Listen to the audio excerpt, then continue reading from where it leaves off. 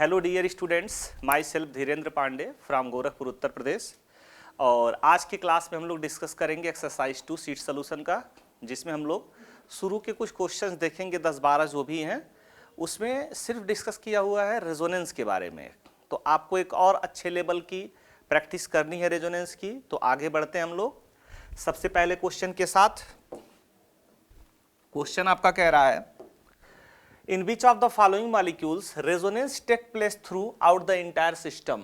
मतलब किस मॉलिक्यूल के अंदर पूरे सिस्टम में रेजोनेंस हो रहा है। ठीक है, यहां देखो ये अपने पास पाई बॉन्ड है, ये अपने पास लोन पेयर, इनके बीच में रेजोनेंस होता है, लेकिन ये कंजुगेशन में नहीं है। कैसे? NH CH2CH double bond CH2 और यहां पे आ गया अपने पास CH2 और ये CH3। अब ध्यान से देखो, लोन पेयर अल्टरनेट कुछ नहीं है, तो यहां पे रेजोनेंस का कंडीशन फुलफिल नहीं हो रहा है। तो जिनको आइडिया नहीं है, अभी पहली बार अगर ये देख रहे हैं, तो उनके लिए बता दें कि रेजोनेंस के लिए क्या होना चाहिए अपने पास, पाई अल्टरनेट पाई होना चाहिए। पाई अल्टरनेट रेडिकल हो सकता है, पाई अल्टरनेट लोन पेयर हो सकता है, पाई अल्टरनेट निगेटिव चार्ज हो सकता है, पाई अल्टरनेट पॉजिटिव चार्ज हो सकता है, निगेटिव अल्टरनेट वैकेंट ऑर्बिटल या पॉजिटिव चार्ज हो सकता है ना। तो ये सारे कंडीशंस हैं। जैसे यहां देखो, loan pair alternate pi bond, फिर पाई अल्टरनेट पाई, पाई अल्टरनेट पाई, ये पूरा जो है रिंग के अंदर रेजोनेंस हो रहा है, यानी कि इस पूरे सिस्टम में रेजोनेंस होगा। यहां आ जाओ, इसके अंदर तो पूरा रेजोनेंस हो रहा है, लेकिन ये जो लोन पेयर है या ये जो सिस्टम है, ये रेजोनेंस का हिस्सा नहीं है, क्योंकि लोन पेयर अल्टरनेट सिग्मा आ रहा है। सिग्मा रेजोनेंस में पार्टिसिपेट करता नहीं है। कौन करता है? पाई और लोन पेयर। तो यहां फिर से रेजोनेंस पूरे सिस्टम में नहीं होगा। रेजोनेंस तो हो रहा है इसके अंदर, ये बेंजीन का जो रिंग है ये रेजोनेंस कर रहा है, लेकिन पूरे सिस्टम में रेजोनेंस नहीं हो रहा है। यहां आ जाए, पाई अल्टरनेट देखो, CH2 double bond CH, CH2 CH double bond CH2, ये पाई अल्टरनेट, यहां कुछ है ही नहीं, तो यहां भी रेजोनेंस नहीं हो रहा है। यहां देखो, पॉजिटिव अल्टरनेट पाई अल्टरनेट पाई अल्टरनेट पाई, मतलब ये यहां जाएगा, ये यहां जाएगा, ये यहां आएगा, फर्दर ये आगे बढ़ जाएगा। ठीक, तो मतलब यहां भी पूरे सिस्टम में रेजोनेंस हो रहा है। और आप रेजोनेटिंग स्ट्रक्चर ड्रॉ भी कर सकते हो अच्छे से प्रैक्टिस करने के लिए। यहां देखो, इस हिस्से में तो रेजोनेंस हो रहा है, लेकिन पूरे मॉलिक्यूल के अंदर रेजोनेंस नहीं हो रहा है। ये सब भी तो कार्बन्स बचे हुए हैं, यहां रेजोनेंस का कोई इंपैक्ट नहीं आ रहा है। ठीक, तो रेजोनेंस तो मॉलिक्यूल के अंदर हो रहा है, लेकिन पूरे सिस्टम में रेजोनेंस नहीं हो रहा है। ठीक है, इसके बाद इसको देखते हैं। इसके अंदर इस वाले रिंग में तो रेजोनेंस हो रहा है, लेकिन इस वाले रिंग में रेजोनेंस का कोई भी पार्ट नहीं आ रहा है, तो मतलब यहां भी पूरे सिस्टम में रेजोनेंस नहीं हो रहा है। इसमें अगर देखा जाए तो कोई रेजोनेंस ही नहीं है, ये अलग है, ये बहुत दूर है। Carbocation CH2 CH double bond CH2, ये हिस्सा और ये हिस्सा एक दूसरे से एकदम अलग है, तो यहां पे कोई रेजोनेंस नहीं हो रहा है। ठीक है, यहां आ जाओ, पाई अल्टरनेट पाई अल्टरनेट पाई अल्टरनेट, ये आपका पॉजिटिव चार्ज है। पाई अल्टरनेट पाई, मतलब ये इसके साथ, ये इसके साथ, ये इसके साथ, पूरे सिस्टम में रेजोनेंस हो रहा है। तो अब यहां से देखा जाए अगर, तो किस किस ऑप्शन में रेजोनेंस हो रहा था? बी के पास हो रहा था, ई के पास हो रहा था, और आई के पास। ये एक्सरसाइज अगर बात की जाए तो एक्सरसाइज 1 से ज्यादा इंपॉर्टेंट है, क्योंकि फंडामेंटली आपको एकदम स्ट्रांग बना देगी। सब्जेक्टिव टाइप एक्सरसाइज है और बहुत अच्छे अच्छे प्रॉब्लम्स बेसिक लेवल पे दिए हुए हैं, है ना।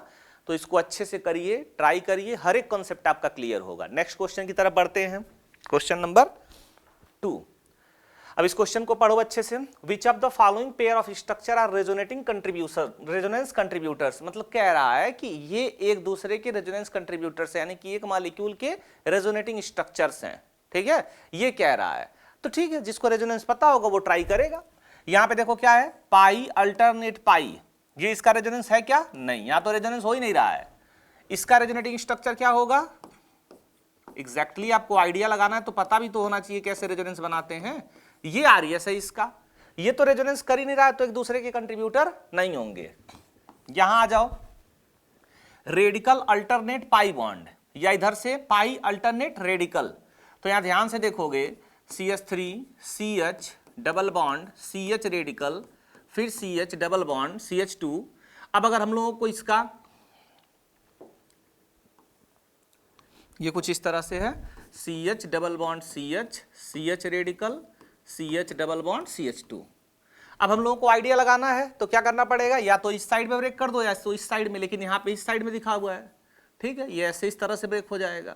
तो RS आपको ड्रॉ करना पड़ेगा एक बार, CH3 CH radical CH double bond CH CH double bond CH2। अब ध्यान से देखो, दूसरा वाला स्ट्रक्चर यही है ना, इसका मतलब ये दोनों एक दूसरे के क्या है, रेजोनेंस कंट्रीब्यूटर हैं। अच्छा, और ये जरूरी नहीं कि इधर ही जाए, ये ऐसा भी हो सकता था, ये ऐसे भी हो सकता था कि इधर से ब्रेक हो जाए। आप ड्रॉ करो भाई, आपको क्या दिक्कत है, आपको प्रैक्टिस करने से मतलब है। CH3 CH double bond CH CH double bond CH CH2, ये भी इसका एक कंट्रीब्यूटर आ गया। ठीक, बहरहाल ये हम लोगों का एक आंसर होगा जिसमें रेजोनेंस कंट्रीब्यूटर है एक दूसरे के। यहां आ जाओ, CH3 CO CH2 CH2, ये CH3 CO CH2 CH2 और ये CH3 हम लोगों का, और यहां पे कुछ नहीं है, रेजोनेंस ही नहीं है। अब अगर इसमें रेजोनेंस नहीं है तो वो किसी का कंट्रीब्यूटर कैसे हो सकता है, अगर इसमें रेजोनेंस नहीं है तो वो किसी और स्पीसीज का कंट्रीब्यूटर नहीं हो सकता। हाँ, यहां रेजोनेंस है, lone pair alternate pi bond, इस वाले पार्ट में आओगे तो यहां पे रेजोनेंस है CH3 COOH CH CH3, loan pair alternate pi bond. तो आप ड्रॉ करना चाहो तो इस तरह से ड्रॉ कर सकते हो, CH3 COH plus CH minus CH3। तो ये रेजोनेंस तो करेगा लेकिन इसका कंट्रीब्यूटर ये नहीं है। ठीक है, हर ऑप्शन को आप एनालाइज करेंगे तो आपकी सीख अच्छी होगी। फिलहाल अगले ऑप्शन की तरफ बढ़ते हैं। इस वाले में तो ये नहीं एक दूसरे के कंट्रीब्यूटर। यहां पे आओगे, पाई अल्टरनेट पॉजिटिव चार्ज, ये यहां डिलोकलाइज होगा, यहां डिलोकलाइज होगा तो पाई यहां आएगा, पॉजिटिव यहां आएगा, यही स्ट्रक्चर तो है। इसका मतलब ये दोनों एक दूसरे के क्या है, रेजोनेंस कंट्रीब्यूटर है। समझ में आ रहा है? ठीक है, अच्छी बात है।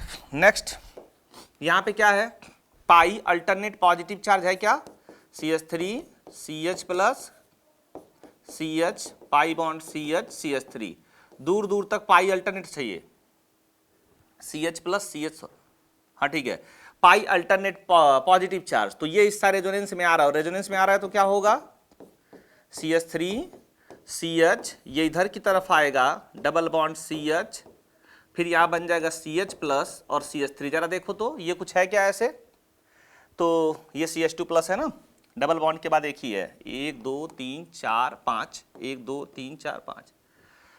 एक सेकेंड फिर से ट्राई कर लेते हैं।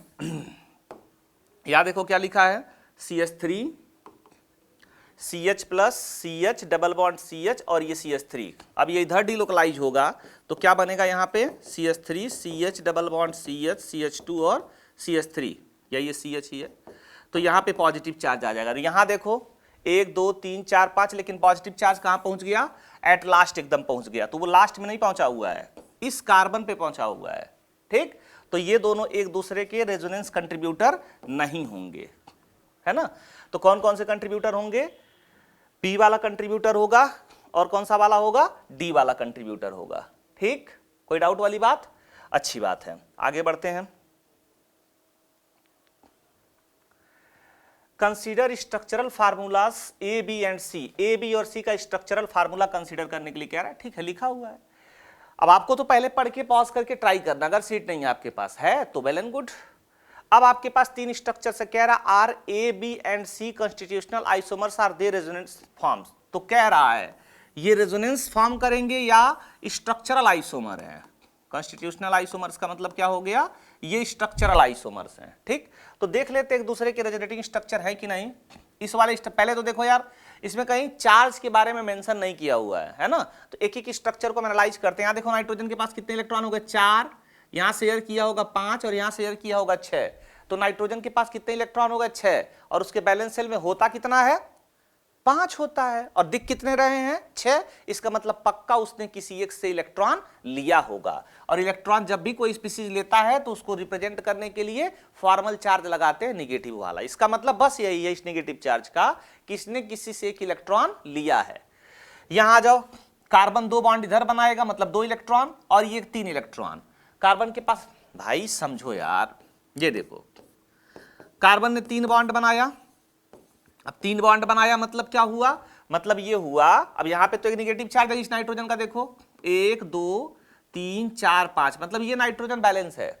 अब समझ भी सकते हो अगर एक नाइट्रोजन के ऊपर निगेटिव है, मॉलिक्यूल न्यूट्रल है, तो दूसरे वाले पे क्या होना चाहिए, पॉजिटिव चार्ज। और वैसे भी हमको पता है 3 ही इलेक्ट्रॉन है, तो चौथा वाला कहां गया, वो किसी ने ले लिया, तो उस बात को बताने के लिए क्या लिखा जाएगा, पॉजिटिव चार्ज लिखा जाएगा। ठीक है, तो सबसे पहले हम अपने आरएस को कंप्लीट करेंगे, क्वेश्चन तो सॉल्व करेंगे ही। नेक्स्ट यहां देखो नाइट्रोजन के पास कितने इलेक्ट्रॉन है, 1 2 3 4 5 6, अगेन नाइट्रोजन के ऊपर 6, मतलब एक निगेटिव चार्ज आ गया। यहां नाइट्रोजन के पास क्या है, 2 2 4 इलेक्ट्रॉन है। बेटा नाइट्रोजन के पास 5 इलेक्ट्रॉन होता है, और 5 इलेक्ट्रॉन होता है, और यहां पे दिख रहा है सिर्फ 4, इसका मतलब इसके ऊपर कौन सा चार्ज आएगा, पॉजिटिव। 5 है, 4 हो गया, मतलब ये क्या किया होगा, दिया होगा, और दिया होगा तो कौन सा चार्ज आएगा, पॉजिटिव चार्ज आएगा। यहां देखो कार्बन 2 बॉन्ड इधर बनाया हुआ, 2 बॉन्ड इधर, मतलब कंप्लीट ऑक्टेट है, यानी कि ना इलेक्ट्रॉन लेगा ना इलेक्ट्रॉन देगा। नेक्स्ट यहां आ जाओ, नाइट्रोजन के पास 1 2 3 4 5 इलेक्ट्रॉन है, ठीक है, न्यूट्रल होगा ये। इसके पास 1 2 3 4 इलेक्ट्रॉन है, मतलब पॉजिटिव चार्ज।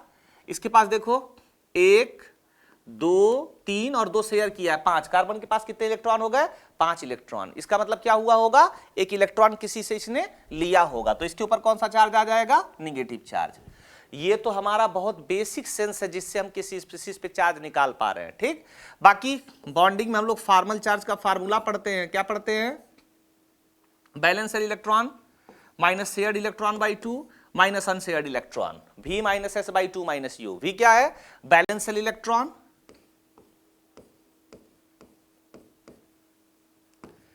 S क्या है, शेयर्ड इलेक्ट्रॉन, U क्या है, अनशेयर्ड इलेक्ट्रॉन। अब देखो इसको लगा लो, नाइट्रोजन के वैलेंस शेल में कितने इलेक्ट्रॉन होते हैं, 5। इसने शेयर कितने का किया है, 2 2 4 2 6, सॉरी ये 2 2 4 का शेयर किया है, तो 4/2। अनशेयर्ड कितने हैं, 4, तो 5 - 2 - 4 कितना आ जाएगा, -1। तो या तो इस फार्मूले से आप ऐसे निकालोगे फॉर्मल चार्ज, या हमने जो बेसिक सेंस बताया कि किसी के बैलेंस शेल में कितने इलेक्ट्रॉन है, उसके बाद उसके पास टोटल इलेक्ट्रॉन काउंट कर लो, कम हुआ तो प्लस, अधिक हो गया तो माइनस, जितना कम हुआ उतना प्लस, जितना ज्यादा हुआ उतना माइनस। ठीक, किसी फार्मूले की कोई नीड नहीं पड़ेगी। चलो, तो चार्ज तो हम लोगों ने लिख लिया। अब देखेंगे क्या ये एक दूसरे के आरएस हैं, तो देख सकते हैं कैसे पता चलेगा आरएस है कि नहीं है। ध्यान से इस स्ट्रक्चर को देखो, इस स्ट्रक्चर में जाने के लिए क्या करना पड़ा होगा, यहां पे निगेटिव चार्ज है, थोड़ा सा इसको अलग से बनाए हम लोग, CH2 - N triple bond N, इस तरह से है ये, इसके ऊपर पॉजिटिव चार्ज है। ये वाला बॉन्ड यहां डिलोकलाइज होगा, ये बॉन्ड यहां ब्रेक हो जाएगा, तो क्या होगा, CH2 double bond N double bond N, इसके ऊपर कोई चार्ज नहीं आएगा, और यहां पे कौन सा चार्ज आ जाएगा, निगेटिव, और इसके ऊपर पहले से पॉजिटिव था। जरा देखो कोई स्ट्रक्चर है क्या, दूसरा वाला ही तो है, दूसरा वाला तो बन रहा है ऐसे, मतलब सही है, बहुत अच्छा, हम लोग सही जा रहे हैं। ठीक है, अब आगे देखेंगे एक और स्ट्रक्चर की बात, ये वाला बॉन्ड सिर्फ टूटा हुआ है, CH2 N double bond N, अगर ये टूटेगा तो इसके ऊपर प्लस और माइनस दोनों न्यूट्रल हो जाएगा, और इसके ऊपर प्लस, तो देखो तीसरा वाला ये है, मतलब ये सब एक दूसरे के क्या है, आरएस हैं। तो आप ऐसे प्रैक्टिस कर सकते हैं। ठीक, अब होगी क्वेश्चन की शुरुआत। तो पहला ये हो गया एक दूसरे के आरएस हैं ये। दूसरा, विच structure have a negative charge carbon atom, सामने है यार, इसमें कार्बन के ऊपर नेगेटिव चार्ज है, तो ऑप्शन क्या होगा, ए या फर्स्ट, ये हो गया फर्स्ट हम लोगों का। ठीक, similarly which structure have a positively charge carbon, positive charge carbon किसके पास है, तीसरे वाले के पास है, अच्छा सॉरी उसको जो है सी बोल रहा है। Which structure have a positive charge nitrogen, तो किसके किसके पास है, बी वाले के पास भी और सी वाले के पास भी है, तो ये बी वाले के पास भी है, सी वाले के पास भी है। Which structure have a negative charge nitrogen, negative charge nitrogen B में भी है, सॉरी सी वाले में पॉजिटिव चार्ज नहीं है, पॉजिटिव चार्ज किसके पास है, ए और बी वाले के पास है। नेगेटिव चार्ज बी के पास भी और सी के पास भी है, मतलब जिसने स्ट्रक्चर को डिकोड कर लिया उसके लिए क्वेश्चन बहुत आसान होगा। देखो कितना अच्छा प्रैक्टिस हो रहा है, आप अच्छे से फॉर्मल चार्ज समझ पा रहे हो, आप रेजोनेटिंग स्ट्रक्चर के बारे में समझ पा रहे हो, उतने अच्छे अच्छे क्वेश्चंस बन जा रहे हैं। What is the net charge on each structure, neutral, कोई चार्ज नहीं है, हर एक स्ट्रक्चर क्या है, न्यूट्रल है। Which is a more stable structure, A or B, तो देखो बेटा ए वाले में 2 पाई बॉन्ड हो गए, बी वाले में भी कितने पाई बॉन्ड हो गए, 2, अगर आपको रूल्स नहीं पता है, पहली बार ये वीडियो देख रहे हैं, तो आप इससे पहले जो लेक्चर पढ़ा हुआ आप लोगों का GOC1 शॉर्ट, उसको देखेंगे तो RES ड्रॉ करने के रूल्स, RES की स्टेबिलिटी के रूल्स सब कुछ लिखा हुआ है ना। वैसे एक बार हम क्विकली बता दें तो जिसके पास सबसे ज्यादा कोवेलेंट बॉन्ड होंगे उसकी स्टेबिलिटी सबसे ज्यादा होगी, फिर ऑक्टेट चेक करेंगे, फिर न्यूट्रल चेक करेंगे, फिर इलेक्ट्रोनेगेटिव एटम पे नेगेटिव चार्ज चेक करेंगे, है ना। ये 4 रूल होते हैं हमारे पास बेसिक। तो पाई बॉन्ड दोनों में सेम हो गए। ऑक्टेट देखेंगे, इस वाले में ऑक्टेट सबका पूरा है, इस वाले में भी ऑक्टेट सबका पूरा है।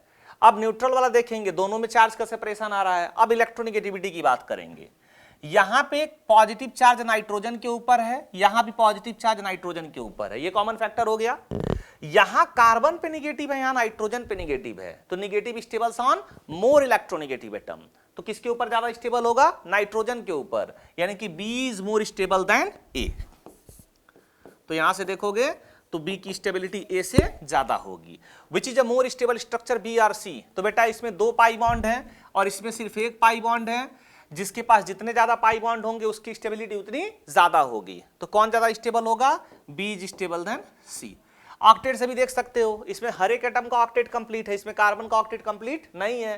कंप्लीट ऑक्टेट वाला इनकम्प्लीट से क्या हो गया? ज्यादा स्टेबल हो गया। ठीक है, तो रेजोनेंस के जो बेसिक कॉन्सेप्ट्स हैं इस क्वेश्चन से आपके क्लियर हो जाते हैं। नेक्स्ट ट्राई करो आप लोग, determine the hybridization around the indicated atom in the following anion. आप देख लो, कोई भी अगर बेटा अपने पास एनायन है, ये निगेटिव चार्ज, और अगर वो रेजोनेंस का हिस्सा है तो ये निगेटिव चार्ज हाइब्रिडाइजेशन में काउंट नहीं होता है। जैसे एक बहुत बेसिक सा एग्जांपल लिया जाए, आपके पास मान लो ये NH2 है, ये एक एग्जांपल है। अब यहां पे नाइट्रोजन के साथ 3 सिग्मा है, एक लोन पेयर है, ये स्टेरिक नंबर हो गया आपका। 3 सिग्मा प्लस एक लोन पेयर मतलब 4, और 4 का मतलब हाइब्रिडाइजेशन क्या होगा आप लोगों का? sp3 होगा। लेकिन अगर यही क्वेश्चन इस तरह से दे दिया जाए, ये NH2 हो गया, ये लोन पेयर जो है रेजोनेंस का हिस्सा हो गया, अगर ये डीलोकलाइज्ड हो गया, डीलोकलाइज तभी होगा जब ये p ऑर्बिटल के अंदर प्रेजेंट होगा, और p ऑर्बिटल के अंदर प्रेजेंट होने का मतलब वो हाइब्रिडाइजेशन में पार्टिसिपेट नहीं किया है। इसका मतलब अब इसका जो हाइब्रिडाइजेशन होगा वो सिर्फ sp2 होगा। तो कभी भी जो लोन पेयर हाइब्रिडाइजेशन रेजोनेंस का हिस्सा होगा वो हाइब्रिडाइजेशन में कंसीडर नहीं किया जाएगा। ये कॉन्सेप्ट है इस क्वेश्चन का, बेसिक थीम है। अब शुरुआत करते हैं। निगेटिव अल्टरनेट पाई बॉन्ड मतलब इसका हाइब्रिडाइजेशन क्या होगा? sp2, 3 सिग्मा तो है ही ना। निगेटिव अल्टरनेट पाई बॉन्ड, ये हाइड्रोजन है भाई, तो इसका भी हाइब्रिडाइजेशन क्या होगा? sp2। यहां आ जाओ, निगेटिव अल्टरनेट पाई बॉन्ड, इसके पास कितने लोन पेयर हैं? 3 lone pair, 3 lone pair 1 sigma. अब इसमें एक लोन पेयर रेजोनेंस में चला गया तो कितने बचे? 2 lone pair plus 1 sigma. 2 lone pair plus 1 sigma का मतलब sp2 हो गया। ठीक, यहां आ जाओ, negative alternate pi bond, 3 sigma सिर्फ बचे, 3 सिग्मा मतलब sp2 हो गया। तो रेजोनेंस के साथ हाइब्रिडाइजेशन का कॉन्सेप्ट भी आप लोगों ने इस क्वेश्चन से समझ लिया। जिनका आंसर करेक्ट था बहुत अच्छी बात है, आगे बढ़ो, अगला ट्राई करो। Using hybridization predict how the bond length of the carbon carbon sigma bonding carbon, ये जो भी है। अब इसमें देखो बेटा, ट्राई करो आप लोग खुद से पॉज करके, हम बता रहे हैं। ये sp हाइब्रिडाइज्ड है, ये भी कार्बन sp हाइब्रिडाइज्ड है, ये कार्बन sp2 हाइब्रिडाइज्ड है, और ये कार्बन भी sp2 हाइब्रिडाइज्ड है। ठीक है, अब समझने वाली बात क्या है, हम लोग पढ़ते हैं अगर अपने पास कोई प्योर s ऑर्बिटल है तो वो पूरा इस तरह का होगा। अब इसके अंदर p का कैरेक्टर जैसे आएगा, जैसे sp हो गया तो p का कैरेक्टर आते ही इसका इलॉन्गेशन थोड़ा सा बढ़ जाएगा, p और आएगा तो और इलॉन्गेट होगा, p का कैरेक्टर और आएगा तो ये और इलॉन्गेट होगा। अब अगर हम लोग बात करें, ये अगर प्योर p हो गया तो इसमें इलॉन्गेशन सबसे ज्यादा होगा, यानी कि p का कैरेक्टर, ये प्योर s ऑर्बिटल है, ये sp वाला है, ये sp2 के लिए है, ये sp3 के लिए है, और ये प्योर p ऑर्बिटल है। इसका मतलब p ऑर्बिटल अगर इन्वॉल्व होगा तो उसमें बॉन्ड लेंथ क्या होगी? ज्यादा होगी, यानी कि जितना ज्यादा s कैरेक्टर होगा उसकी बॉन्ड लेंथ उतनी कम होगी।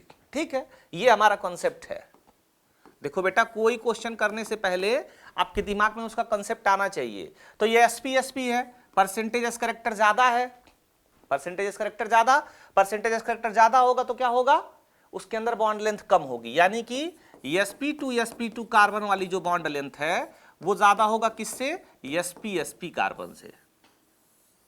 समझ में आया, कोई दिक्कत वाली बात, very good. Next, in each of the following pairs of ions which ion is more stable. यार वही फिर से बात हो गई अगेन, यहां देखो C6H5CH2+,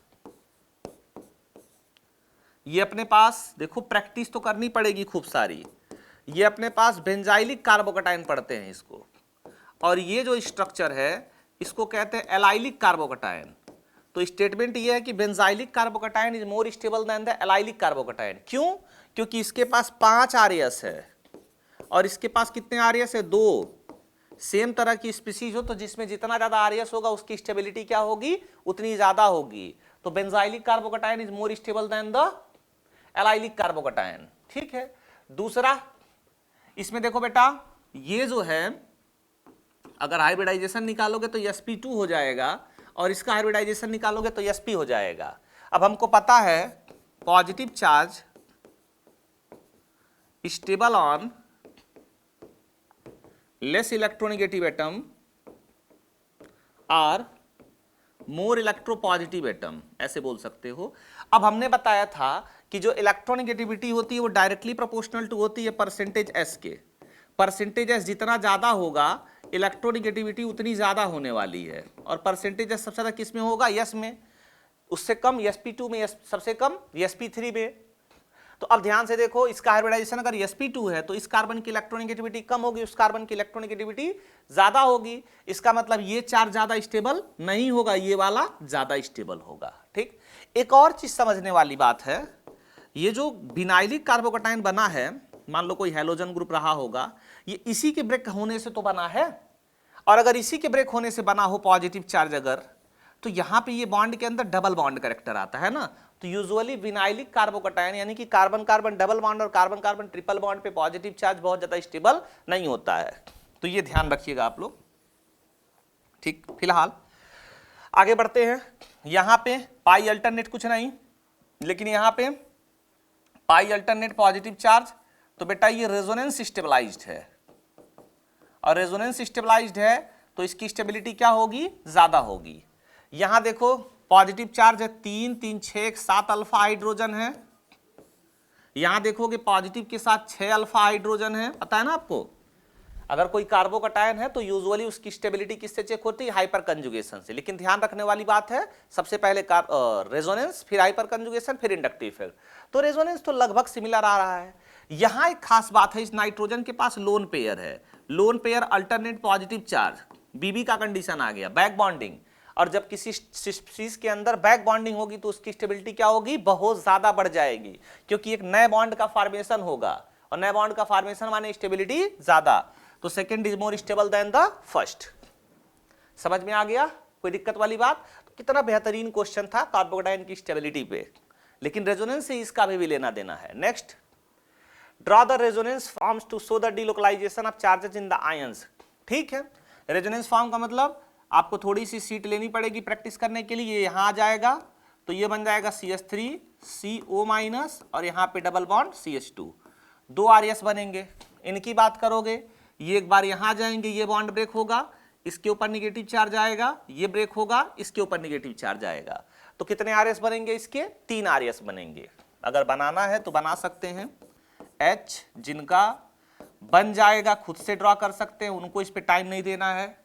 CH पे माइनस, ये डबल बॉन्ड बना लेते हैं CH और CH2-। अगर जिनका बना हुआ वो आगे बढ़ेंगे, ये ड्रॉ करेंगे पहला स्ट्रक्चर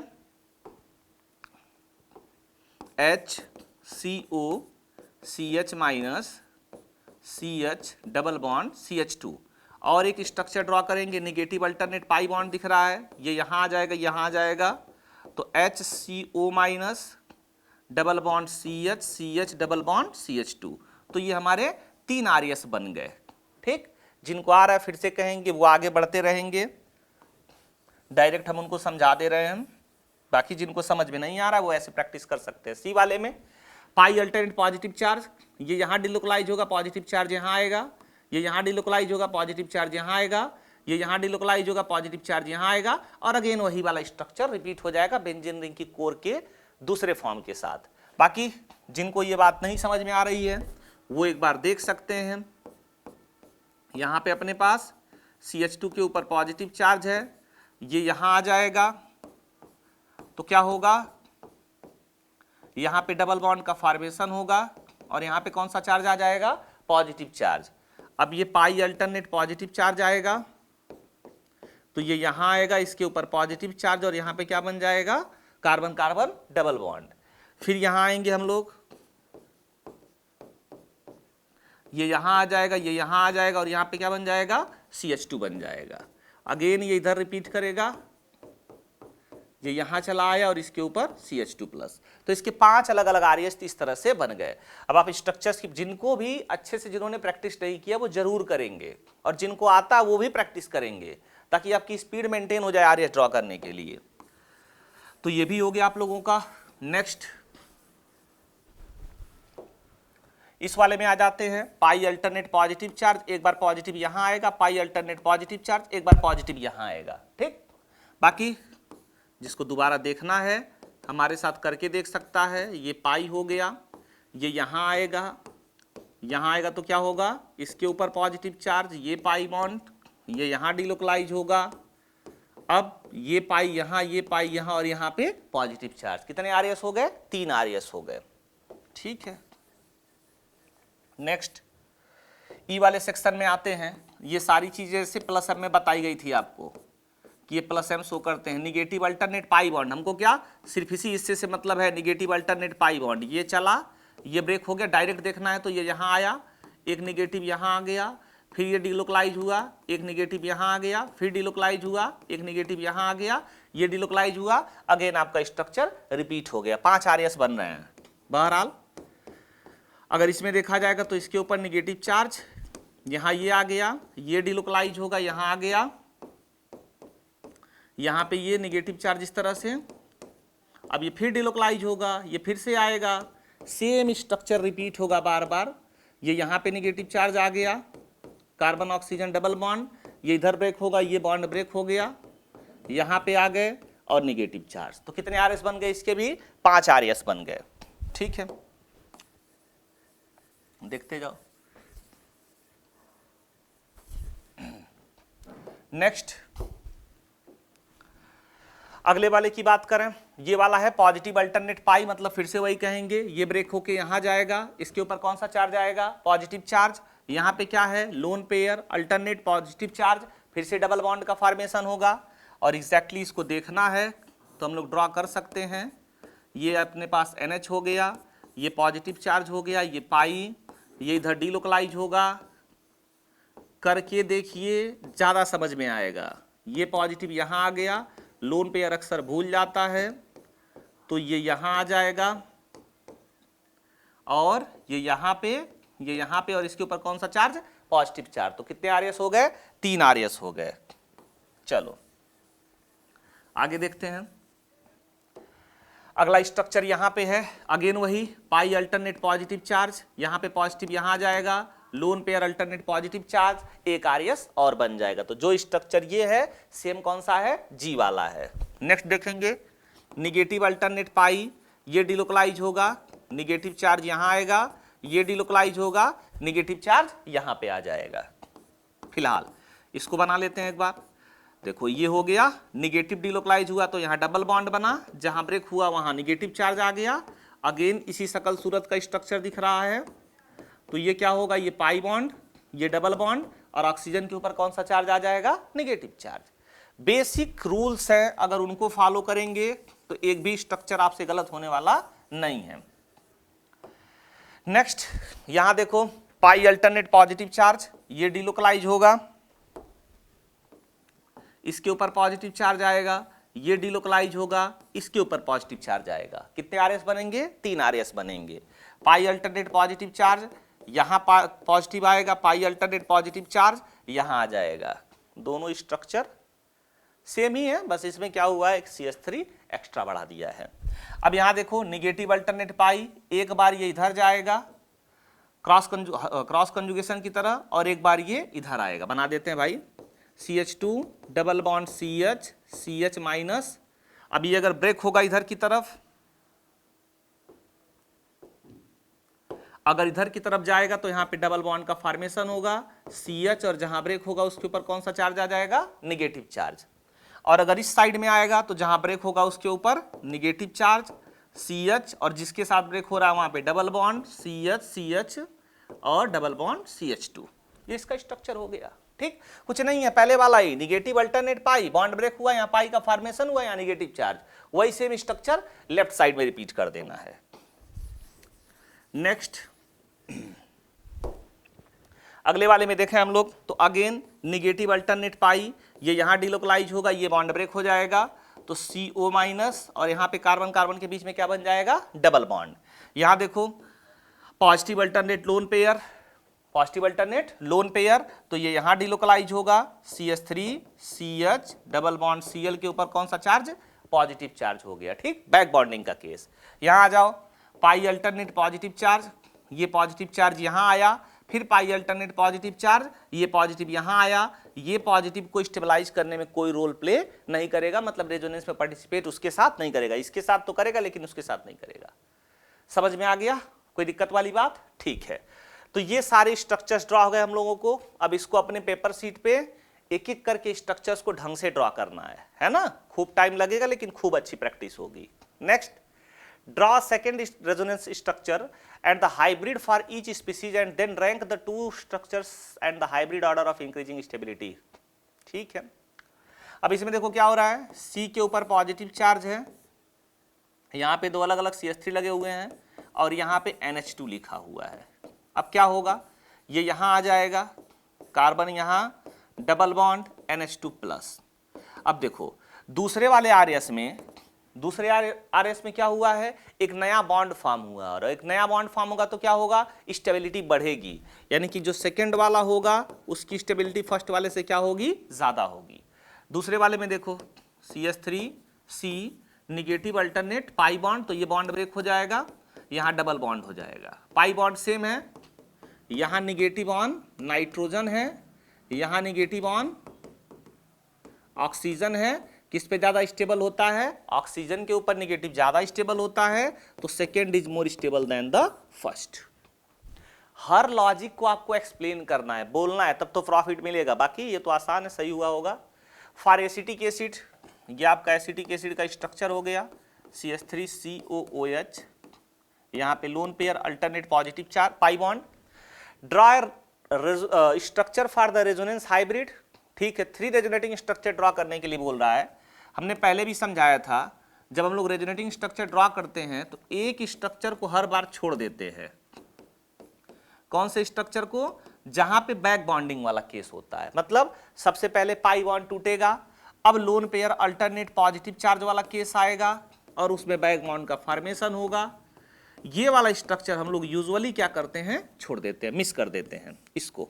इस बार उसने मेंशन किया कि 3 स्ट्रक्चर ड्रॉ करो, तो 3 कहां से आएंगे, जो बीच में हमने स्किप किया था वहीं से आएंगे। कैसे बनाते हो, याद है ना, CH3COOH, इसको हम लोग डिलोकलाइज करते हैं, ये बॉन्ड ब्रेक हो जाता है, तो कार्बन के ऊपर पॉजिटिव चार्ज को अपीयर ही नहीं होने देते हैं, कहते हैं तुम ऐसे ही बैठे रहो। इस तरह से हम लोग ड्रॉ कर लेते हैं, लेकिन इस बार ऐसा नहीं हुआ है। ठीक है, कोई बात नहीं है, उसकी डिमांड थी तो हमने कर दिया।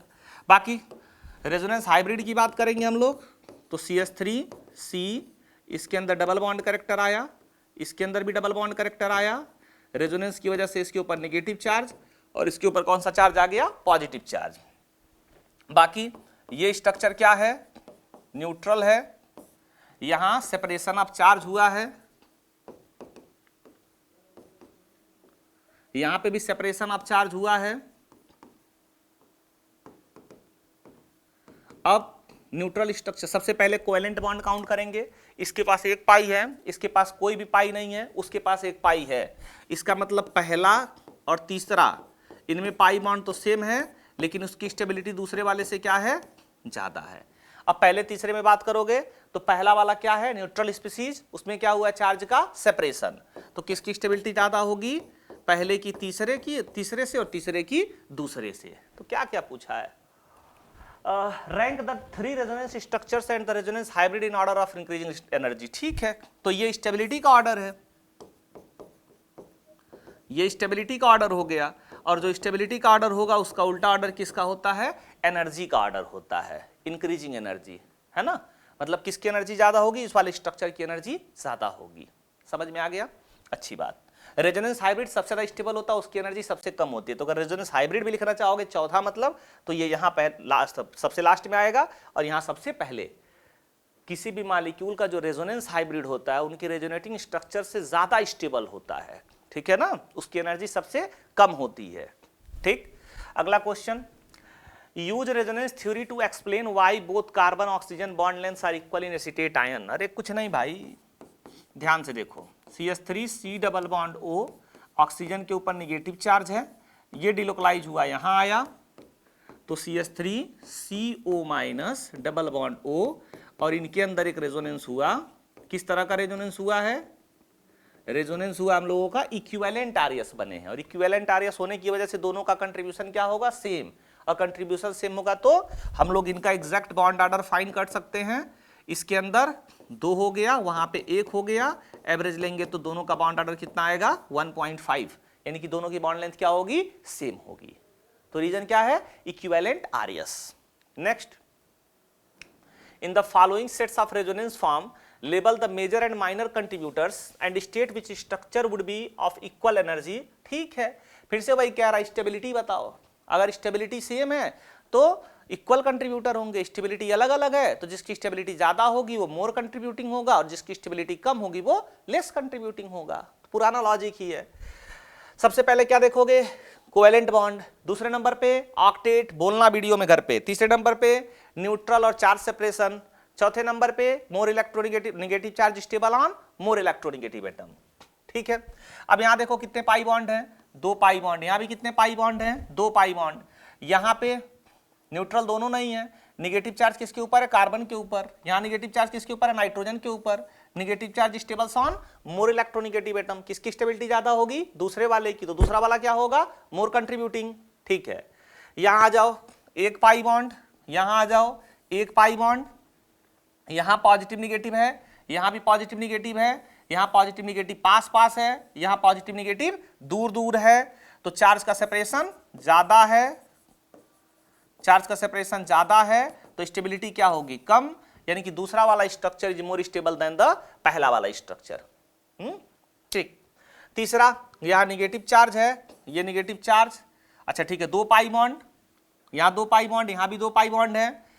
ऑक्टेट की बात करें, दोनों का ऑक्टेट कंप्लीट है। न्यूट्रल की बात करें तो दोनों पे निगेटिव चार्ज है। अब देखोगे अगर, तो यहां पे निगेटिव चार्ज कार्बन के ऊपर है और यहां निगेटिव चार्ज ऑक्सीजन के ऊपर है, and negative charge stable are more electronegative atom, तो इसकी स्टेबिलिटी ज्यादा होगी। मतलब हम क्या कह रहे हैं, आप आंसर के साथ साथ रीजन भी लिखोगे कि जो स्ट्रक्चर आप कह रहे हो मोर कंट्रीब्यूटिंग है, क्यों, अपनी सीट में, अपनी कॉपी में अच्छे से लिखोगे। यहां पे आ जाओ, निगेटिव चार्ज है, negative alternate pi bond, negative alternate pi bond, एक एक पाई यहां भी है। ये निगेटिव CH3 के साथ है, CH3 क्या लगा रहा है? प्लस आई। ये निगेटिव NO2 के साथ है, NO2 क्या लगा रहा है? माइनस आई माइनस M। तो ये अगेन रेजोनेंस स्टेबलाइज होगा, तो इस वाले एनायन की स्टेबिलिटी क्या होगी? ज्यादा होगी, या माइनस आई लगाएगा तो और स्टेबल हो जाएगा। ठीक है, अगला, यहां पे एक भी पाई बॉन्ड नहीं है, यहां पे 1 पाई बॉन्ड है, ज्यादा पाई बॉन्ड होगा तो उसकी स्टेबिलिटी क्या होगी? ज्यादा होगी। समझ में आ गया? कोई दिक्कत वाली बात? तो ये हम लोगों का अगेन आरएस की स्टेबिलिटी पे क्वेश्चन हो गया, और अच्छा क्वेश्चन था। Next, from each set of resonance structure that follow designate the one that would contribute most to the resonance hybrid explain your choice. फिर वही बात है जो पिछली बार हमने कहा, आपको बताना कौन मोर कंट्रीब्यूटिंग, और बगल में उसका क्या लिखना है? आंसर लिखना है। कोई दिक्कत नहीं है। पाई अल्टरनेट पॉजिटिव चार्ज, ठीक है, रेजोनेंस स्टेबलाइज्ड है। पाई अल्टरनेट पॉजिटिव चार्ज, इसमें भी रेजोनेंस है, दोनों में रेजोनेंस है, मतलब रेजोनेंस से गाड़ी आगे नहीं बढ़ेगी। यहां अगर बात करोगे आप लोग तो इसके साथ कोई भी अल्फा हाइड्रोजन दिखने वाला नहीं है, लेकिन इस कैटायन की अगर बात करोगे तो इसके साथ क्या है? 3 अल्फा हाइड्रोजन, 3 2 5 अल्फा हाइड्रोजन। इसके पास 9 अल्फा हाइड्रोजन और इसके पास कितने अल्फा हाइड्रोजन, 5 अल्फा हाइड्रोजन, तो इसकी स्टेबिलिटी क्या होगी, ज्यादा होगी। समझ में आया भाई। यहां पे कहा ये sp2 हाइब्रिडाइज्ड है ना, और कार्बन हाइड्रोजन कौन सा बॉन्ड देखा जाता है, sp3 वाला, तो इसकी स्टेबिलिटी अच्छी हो गई। इसमें देखो pi alternate positive charge, no alpha hydrogen, लेकिन इसमें देखोगे तो 2 अल्फा हाइड्रोजन, तो इसकी स्टेबिलिटी क्या होगी, ज्यादा होगी। यहां आ जाओ, एक पाई बॉन्ड एक्स्ट्रा बना हुआ है, एक पाई बॉन्ड एक्स्ट्रा होगा तो स्टेबिलिटी क्या होगी, ज्यादा। यहां आ जाओ, ये न्यूट्रल है, ये चार्ज का सेपरेशन हो गया है, पाई बॉन्ड सेम है तो न्यूट्रल वाला चार्ज सेपरेशन से ज्यादा स्टेबल होगा। यहां आ जाओ, 2 पाई बॉन्ड है, न्यूट्रल है, 2 पाई बॉन्ड है, चार्ज का सेपरेशन हुआ है तो इसकी स्टेबिलिटी ज्यादा हो जाएगी। हाँ, रूल्स अगर क्रिस्टल क्लियर हैं तो आपको परेशानी होने वाली नहीं है। आप कैसे लिखोगे क्वेश्चन को, ये अपने पास रेजोनेटिंग स्ट्रक्चर्स हैं और यहां बगल में एक कॉलम रहेगा अपने पास रीजन के लिए। हर स्ट्रक्चर के सामने रीजन लिखिए, रीजन लिखेंगे तो जाके आपकी असली प्रैक्टिस होगी। हम शुरू से फर्स्ट लेक्चर से समझा रहे हैं, रीजन से लिखिए, जितना ज्यादा रीजन लिखेंगे आपका कॉन्सेप्ट उतना क्लियर होगा। Next, identify more stable canonical structure in each of the following pairs. फिर से वही बात, यहाँ पे पाई बॉन्ड एक है, यहाँ पे पाई बॉन्ड एक है, ऑक्टेट सबका कंप्लीट है, न्यूट्रल एक है में चार्ज का सेपरेशन हुआ है, जो न्यूट्रल है वो चार्ज के सेपरेशन वाले से ज्यादा स्टेबल होगा।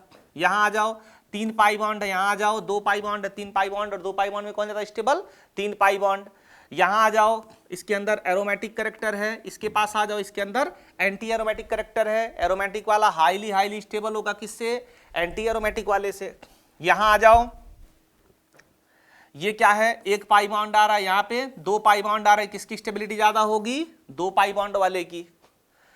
यहाँ पे आ जाओ, 1 पाई बॉन्ड, ऑक्टेट सारा कंप्लीट है, न्यूट्रल देख लो, न्यूट्रल दोनों नहीं है, पॉजिटिव निगेटिव सेपरेशन हुआ है चार्ज का। अब स्टेबिलिटी के बारे में देखेंगे तो negative charge stable on more electronegative atom and positive charge stable on more electropositive atom. यहाँ पे निगेटिव चार्ज कार्बन के ऊपर है, यहाँ पे निगेटिव चार्ज कार्बन के ऊपर है, तो निगेटिव चार्ज से काम बनने वाला नहीं है। यहाँ पे पॉजिटिव चार्ज ऑक्सीजन के ऊपर है, यहाँ पे पॉजिटिव चार्ज नाइट्रोजन के ऊपर है, तो positive charge is less stable on more electronegative atom, तो ये लेस स्टेबल होगा, ये वाला मोर स्टेबल होगा। आपके जो रेजोनेंस कंपेयर करने के रूल्स हैं उसको इतनी बार प्रैक्टिस कराया जा रहा है, कि फिर आपसे कभी भूलने वाला नहीं है, तो ध्यान रखना उसका।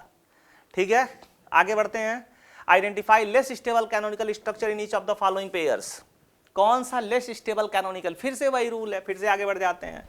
यहाँ पे एक भी पाई बॉन्ड नहीं है, यहाँ पे 1 पाई बॉन्ड है, पाई बॉन्ड का नंबर ज्यादा होगा तो स्टेबिलिटी ज्यादा होगी। इसमें आ जाओ, more the benzenoid structure more the stability. इसमें 2 बेंजोनाइड स्ट्रक्चर है, इसमें 1 बेंजोनाइड स्ट्रक्चर है, बेंजीन जैसा एग्जैक्टली दिखने वाला। अब इसको अगर कवर कर दोगे तो 1 बेंजीन दिख रहा है, इसको कवर करोगे तो बेंजीन दिख ही नहीं रहा है। इसमें देखो, इसको कवर किए तो 1 बेंजीन, इसको कवर किए तो 1 और बेंजीन, तो जितना ज्यादा बेंजोनाइड स्ट्रक्चर होगा उसकी स्टेबिलिटी उतनी ज्यादा होगी। रीजन है ये सब।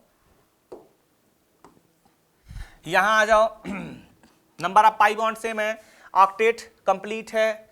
अब चार्ज है negative charge stable on more electronegative atom, यहां निगेटिव ऑक्सीजन के ऊपर, यहां निगेटिव कार्बन के ऊपर है, तो negative on oxygen is more electronegative. आपको भी सिमिलरली सॉल्व करना है। नेक्स्ट, 1 पाई बॉन्ड यहां पे है, 1 पाई बॉन्ड यहां पे है, नहीं सॉरी, यहां पे 2 पाई बॉन्ड यहां पे भी है, 2 पाई बॉन्ड यहां पे भी है, अच्छी बात। चार्ज यहाँ पे ऑक्सीजन के ऊपर निगेटिव चार्ज और यहाँ पे नाइट्रोजन के ऊपर निगेटिव चार्ज है, किसकी स्टेबिलिटी ज्यादा होगी, ऑक्सीजन के ऊपर negative charge is more stable than the nitrogen के ऊपर निगेटिव चार्ज। ठीक, यहाँ आ जाओ, pi alternate negative charge, 8 pi electron होगा, ये सिस्टम एंटी एरोमेटिक हो जाएगा। यहाँ 6 पाई इलेक्ट्रॉन है, सिस्टम एरोमेटिक होगा, एरोमेटिक की स्टेबिलिटी एंटी एरोमेटिक से ज्यादा होगी। सारे रूल्स हमने प्रीवियस 5, 6, 7 लेक्चर्स में एक एक करके अच्छे से पढ़ लिया है, हर एक रूल्स को। तो ढंग से अगर आप वो पुराने सारे वीडियोस देखेंगे तो ये क्वेश्चन उसी स्पीड में बनेंगे आपसे जिस स्पीड में हम आपको सॉल्व करा रहे हैं। ठीक, नेक्स्ट, ये देखो बेटा, बहुत शानदार चीज है। अब तक जो हमने सारी बातें बताई उन्हीं में से एक है, एक एक स्टेटमेंट को पढ़ोगे तो रेजोनेंस का जो डेफिनेशन है वो अच्छे से क्लियर हो जाएगा। ठीक है, चलते हैं। Which of the following statement is are true about resonance. बेटा रेजोनेंस का ही कॉन्सेप्ट है, resonance is an intramolecular process. बेटा रेजोनेंस कैसा प्रोसेस होता है, इंट्रामॉलिक्यूलर, क्योंकि जो भी फिनोमिनन उसके अंदर होता है वो उसके अंदर ही होता है। जैसे ही अपने पास बेंजीन है, अब ये जो पाई बॉन्ड का डीलोकलाइजेशन हो रहा है वो बेंजीन से बाहर हो रहा है या बेंजीन के अंदर हो रहा है? तो बेंजीन के अंदर हो रहा है, यानी कि बाहर से इसका कोई लेना देना नहीं है। तो ये कैसा प्रोसेस हो गया? ये प्रोसेस हो गया इंट्रामॉलिक्यूलर। और खास बात, रेजोनेटिंग स्ट्रक्चर्स पे टेम्परेचर और प्रेशर का इफेक्ट पड़ने वाला नहीं है, क्योंकि होते ही नहीं है, और जो होता ही नहीं उस पर इफेक्ट क्या पड़ेगा? जो होता ही नहीं है, जैसे हम कहें एक सर्कल है, बताओ इसको तोड़े तो क्या होगा? है ही नहीं तो टूटेगा कहां से? समझ में आ रहा है ना? रेजोनेटिंग स्ट्रक्चर हाइपोथेटिकल होते हैं। तो पहली बात, रेजोनेंस का फिनोमिनन इंटरमॉलिक्यूलर प्रोसेस होता है, और दूसरी बात, इनके ऊपर टेम्परेचर और प्रेशर का कोई इफेक्ट पड़ने वाला नहीं है। ठीक है, तो ट्रू है। Resonance involves delocalization of both sigma and pi. कौन कह दिया? पाई का डीलोकलाइजेशन होता है और लोन पेयर का डीलोकलाइजेशन होता है, सिग्मा का डीलोकलाइजेशन नहीं होता है। Resonance involves delocalization of pi electron and lone pair. देखो अगला वाला सही है। Resonance decreases potential energy of a molecule. हाँ, रेजोनेंस की वजह से मॉलिक्यूल की पोटेंशियल एनर्जी घट जाती है। रेजोनेंस अगर मॉलिक्यूल के अंदर होगा तो उसकी पोटेंशियल एनर्जी घट जाएगी, और पोटेंशियल एनर्जी घट जाएगी तो उससे उसकी स्टेबिलिटी क्या होगी? बढ़ जाएगी। ठीक है, तो resonance is the only way to increase molecular stability. ऐसा थोड़ी ना यार, बहुत सारे तरीके हैं। Resonance has no effect on the potential energy of a molecule. अगर पोटेंशियल एनर्जी घट रही है तो इफेक्ट तो पड़ रहा है ना। ठीक है, resonance is not only way to increase molecular stability. हाँ, सही बात है, और भी तरीके थे, inductive effect, hyper conjugation, aromaticity. Any resonating molecule is always more stable than any non resonating. भाई ऐसा थोड़ी ना है कि कोई मॉलिक्यूल रेजोनेंस कर रहा है तो वही स्टेबल होगा, जिसमें रेजोनेंस नहीं हो रहा वो भी तो बहुत अच्छे स्टेबल होते हैं। तो ऐसा कोई रिलेशन नहीं होता है। The canonical structure explain all features of a molecule. नहीं भाई, जब सारे कैनोनिकल स्ट्रक्चर को मिलाया जाता है तब वो एक्सप्लेन करते हैं। कोई एक पर्टिकुलर कैनोनिकल स्ट्रक्चर सारी प्रॉपर्टीज को एक्सप्लेन नहीं कर सकता। सारे कैनोनिकल स्ट्रक्चर मिला के किसी एक मॉलिक्यूल की स्टेबिलिटी या जो भी फैक्टर्स है वो सबको एक्सप्लेन करते हैं।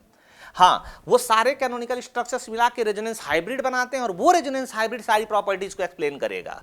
तो the resonance hybrid explain all the features of a molecule. ये सही बात है। Resonating structures are real and resonance hybrid is imaginary. देखो सीधा सीधा झूठ बोला जा रहा है। रेजोनेटिंग स्ट्रक्चर्स हाइपोथेटिकल होते हैं और रेजोनेंस हाइब्रिड रियल होता है। Resonance hybrid is real and resonating structures are imaginary. Very good.